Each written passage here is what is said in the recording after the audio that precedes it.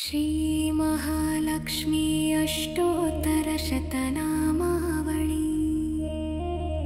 ॐ प्रकृत्यै नमः। ॐ विकृत्यै नमः। ॐ विद्यायै नमः। ॐ सर्वभूत हितप्रदायै नमः। ॐ श्रद्धायै नमः। ॐ विभूत्यै नमः। ॐ सुरभ्यै नमः। ॐ परमात्मिकायै नमः। ॐ वाचे नमः। ॐ पद्मलयायै नमः। ॐ पद्मायै नमः। ॐ शुचये नमः। ॐ स्वाहायै नमः। ॐ स्वधायै नमः। ॐ सुधायै नमः। ॐ धन्यायै नमः। ॐ हिरण्मयै नमः। ॐ लक्ष्मै नमः। ॐ नित्यपुष्टायै नमः। ॐ विभावयै नमः। ॐ आदित्यै नमः। ॐ दित्यै नमः। ॐ दित्यै नमः। ॐ दित्यै नमः। ॐ दीप्तायै नमः।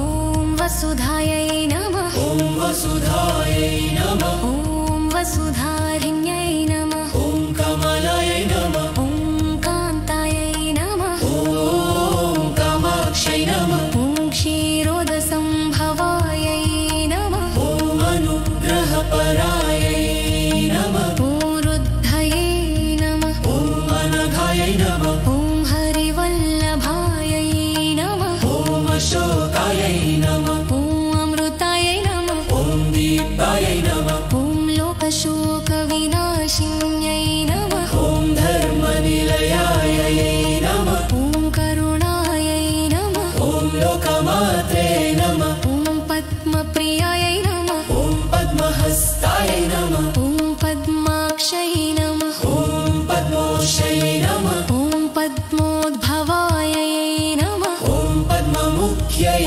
नमः। ॐ पद्मनाभप्रियायै नमः। ॐ रमायै नमः। ॐ पद्ममालाधरायै नमः। ॐ देव्यै नमः। ॐ पद्मिन्यै नमः। ॐ पद्मगन्धिन्यै नमः। ॐ पुण्यगन्धायै नमः। ॐ सुप्रसन्नायै नमः। ॐ प्रसादाभिमुख्यै नमः। ॐ प्रभायै नमः। ॐ चन्द्रवदनायै नमः। ॐ चन्द्रायै नमः। ॐ चन्द्रसहोदर्यै नमः। ॐ चतुर्भुजायै नमः। ॐ चन्द्ररूपायै नमः। ॐ इन्दिरायै नमः। ॐ इन्दुशीतलायै नमः। ॐ आह्लादजनन्यै नमः।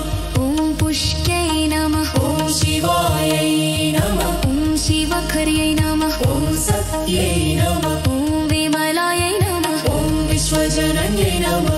ॐ तुष्टये नमः। ॐ दारिद्र्यनाशिन्यै नमः। ॐ प्रीतिपुष्करिण्यै नमः। ॐ शान्तायै नमः। ॐ शुक्लमाल्याम्बरायै नमः। ॐ श्रियै नमः। ॐ भास्कर्यै नमः। ॐ बिल्वनिलायै नमः। ॐ वरारोहायै नमः। ॐ यशस्विन्यै नमः। ॐ वसुन्धरायै नमः। ॐ उदारङ्गायै नमः। ॐ हरिण्यै नमः। ॐ हेममालिन्यै नमः। ॐ धनधान्यकर्यै नमः। ॐ सिद्धै नमः। ॐ स्त्रैणसौम्यायै सदसौम्यायै नमः। ॐ शुभप्रदायै नमः। ॐ नृपवेश्मगतायै नमः। ॐ नन्दायै नमः। ॐ वरलक्ष्म्यै नमः। ॐ वसुप्रदायै नमः।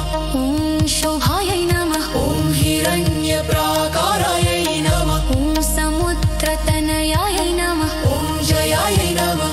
ॐ मङ्गलायै देव्यै नमः। ॐ विष्णुवक्षस्थलस्थिताय